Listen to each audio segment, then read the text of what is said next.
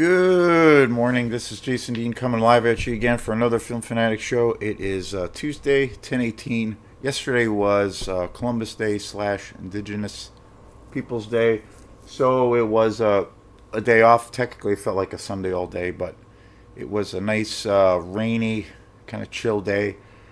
I've been on this kick of revisiting for the I don't know how many I've seen these movies so many times. I have literally lost count.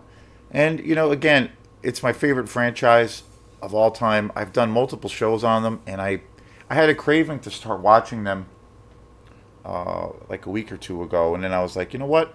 I'm going to watch them. So I started watching I think it was the first one I watched was part 5, Friday 13th, Jason Lives. That's a movie in the franchise, the Friday 13th franchise, that I have really fallen in love with. It's one of my favorites. I watched it again last night. I've seen it so many times. And I thought that movie at the time was pretty good. I wasn't ever like a huge fan of that movie. I remember I have memories of seeing that in the theater. I was, like a super little kid, and I remember my parents had taken me to see it in the theater, which was hilarious. And I always thought it was good, but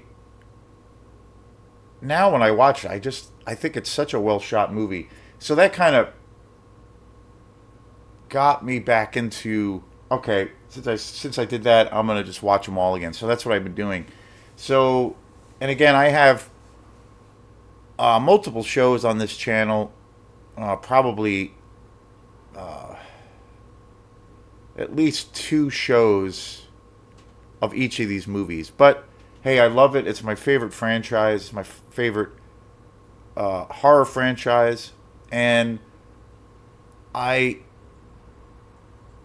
always go back to it. It's kind of like comfort food for me, as weird as that sounds. It's always something that obviously very, very much based in a nostalgic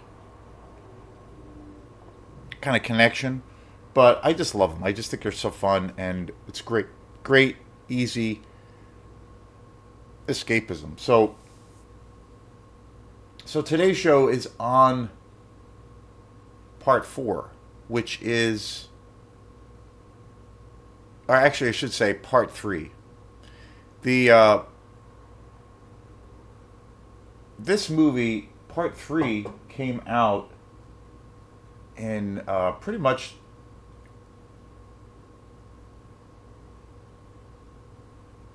it's the third movie in the series. Friday 13th, the original, came out in 80, and then second part, which I did a show on, which I think is set to premiere, came out in 81, and this came out in 82. So far in this series, that's one thing I didn't really realize on how, the chronological order of these movies. They were Paramount Pictures at this point was just cranking out these movies. They were, they realized after that first one, when Sean Cunningham, the director, and Victor Miller, the writer of Friday 13th, they never, it's been, well documented that when they created the first movie, they never had any intention of, turning it into this, insane franchise that, has all of this lasting power, back in 1980, and here we are in 2024, and it's still just as popular, right? Well, I'd say even more popular. So it's crazy, how many decades this franchise has spanned, and how the continued interest and love, and also the continued demand for more movies. I believe there's going to be a television show, which I think is not very exciting, but I'm excited for them to maybe do more movies, but it doesn't seem like that's going to happen. It's been really marred down.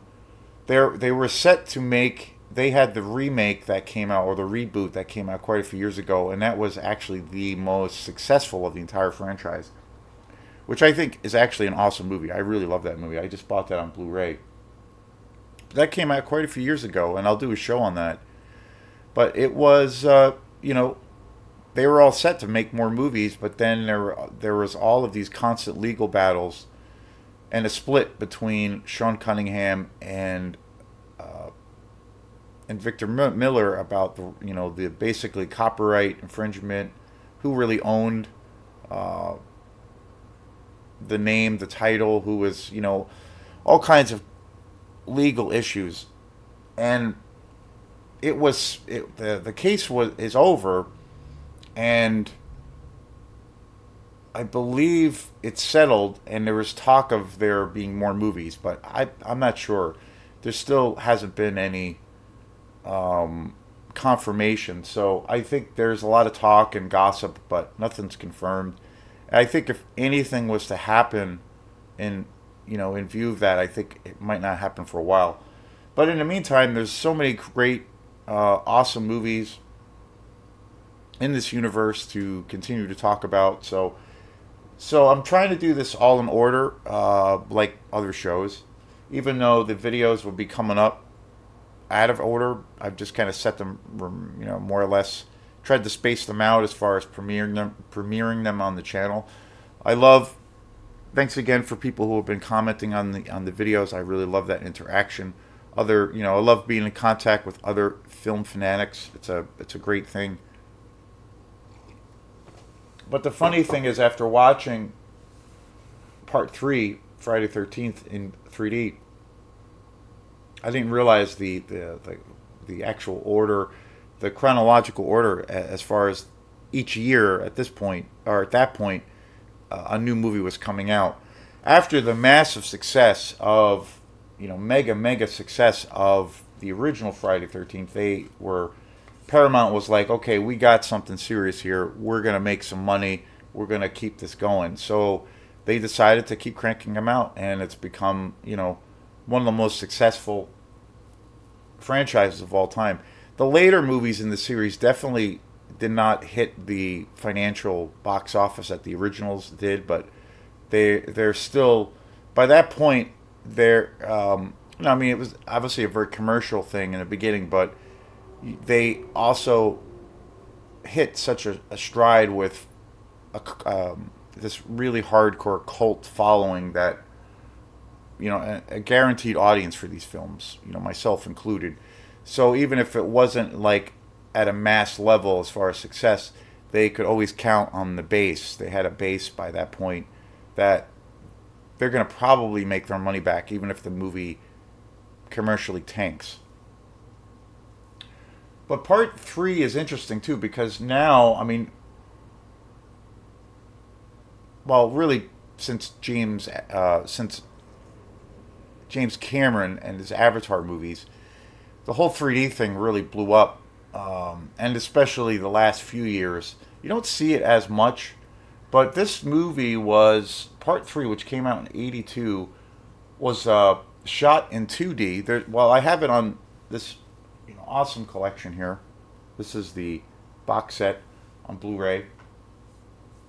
There is on this version of Part 3, there is a 2D version and then a 3D version, which is pretty wild. And it's one of the things that is pretty innovative about this movie is that this movie came out in '82, and it was one of the first movies shot in 3D.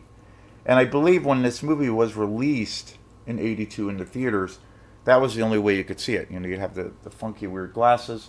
And of course, that the technology for 3D has grown, obviously, by leaps and bounds. But I'm not a big fan of 3D. I think it can be fun. I've seen a lot of movies over the years in 3D, and I remember going to see one of the Thor movies in 3D, and that was pretty awesome. But in general, I'm not a huge fan of 3D. I think the technology is obviously way, way better now, but I think it's kind of distracting in all honesty. It's so stimulating, but it's also kind of a detractor, I think, from like getting into the movie, and it kind of takes me out of the movie. But I've seen this movie. I have Part 3 on Blu-ray, and I've watched it. I've watched it in 3D and 2D, and it's pretty hilarious because when you see the 3D, you see how It was literally, at this infant stage, but it's still kind of awesome. It's a case, I've said it before. It's kind of so bad it's good. It's super entertaining. It's a great movie, I think, in a lot of ways. It's also a real, kind of pivotal moment in the series because Jason Voorhees, the main character, the killer,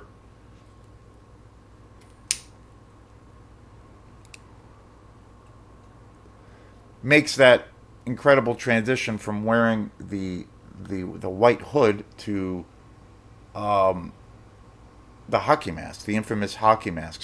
So it's this movie is kind of a standalone movie and really really iconic because of that transition. But it's a great movie. It's a really great movie. The other thing that always occurs to me about these movies is that after about chapter 4, the final chapter, which is the next movie after this. After about that, where Tom Savini, the amazing effects wizard for the man for practical effects, especially in the exploitation world, in the horror exploitation world, and the slasher world. He's the master. He did all of the effects for the very first Friday the 13th, and then he came back to the series and worked on the final chapter, which still to this day remains my favorite movie. But it's funny because I always get reminded of it, and I've talked about it, I know, in other videos. But it is funny. After the final chapter, the kills kind of they show less. They are edited. Films are edited more and more to death, and you see on a lot of these movies that come after the final chapter, the filmmakers, the directors talk a lot about that, where they really ran into problems with the censor board, where they were suddenly really, the company, Paramount, and their distributors were